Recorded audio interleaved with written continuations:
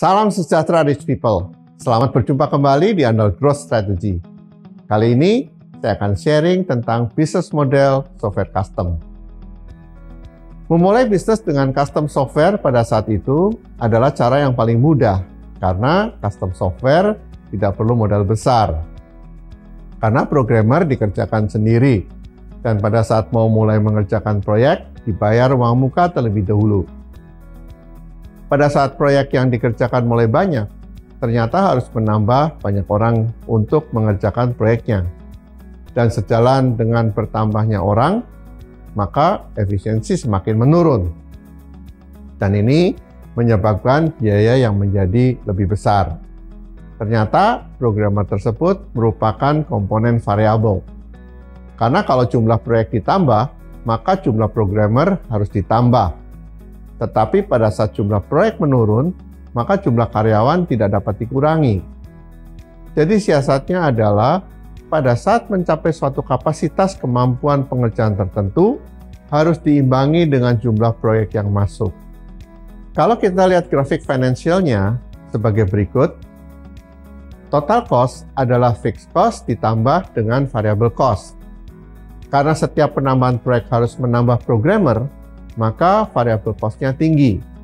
Jadi kalau dibaca dari grafik tersebut, setiap kenaikan revenue yang didapat dari penambahan jumlah proyek, kenaikan profitnya kecil sekali.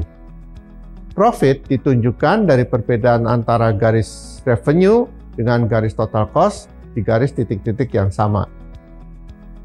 Dan pada saat menambah jumlah programmer, maka efisiensi pengerjaan proyek semakin tidak efisien.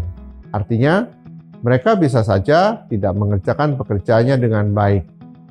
Pada saat itu, belum ada project management software yang dapat memonitor pekerjaan programmer. Pernah saya juga menemukan programmer sedang mengerjakan pekerjaan dari luar, padahal dia digaji di tempat kita. Hal-hal seperti inilah yang tidak dapat dikontrol, sehingga menimbulkan biaya variabel yang semakin besar. Pelajaran dari grafik finansial di atas adalah pada saat membangun perusahaan, bagaimana caranya agar variabel cost-nya rendah, sehingga grafiknya lebih flat lagi. Setelah mengamati banyak perusahaan software di luar negeri, perusahaan software bisa menjadi besar kalau mereka membuat paket software. Dengan membuat paket software, kita hanya perlu membuat produk sekali, kemudian dapat dijual berkali-kali. Dan tentunya software yang kita buat itu nantinya harus dapat dijual. Kalau tidak, maka investasi yang kita keluarkan untuk membuat software tadi tidak akan kembali.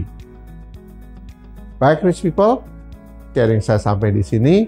Mudah-mudahan sharing saya bermanfaat. Sampai jumpa minggu depan. Saya akan sharing kenapa Andal beralih ke paket dari custom.